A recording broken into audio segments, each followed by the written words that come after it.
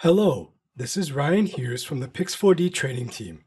In this video, we will learn how to create a new Pix4Dsurvey project and open an existing Pix4Dsurvey project. First, let's create a new project. We start by launching Pix4Dsurvey. To create a new Pix4Dsurvey project, we must have generated a dense or depth point cloud in Pix4Dmatic or other photogrammetry software. On the home screen, click Select from Disk to import the generated file. Navigate to the desired input file and click Open. In this video, we will use an LAS file generated in Pix4Dmatic.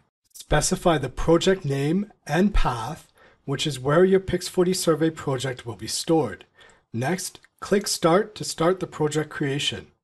Once completed, your project is ready for vectorization and interpretation.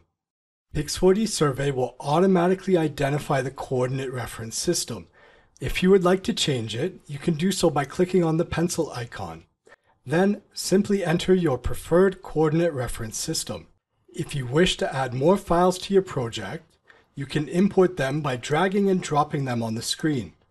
Alternatively, you can add files by navigating to the File menu and selecting Import.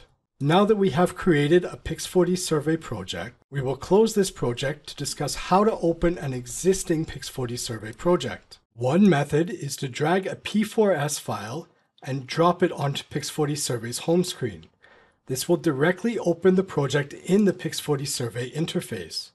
Alternatively, you can go through the File menu. To do so, click File and then click Open. Next, navigate to the desired P4S file and click Open. On the Pix4Dsurvey home screen, you can see your most recent projects. To open one, simply click on the thumbnail.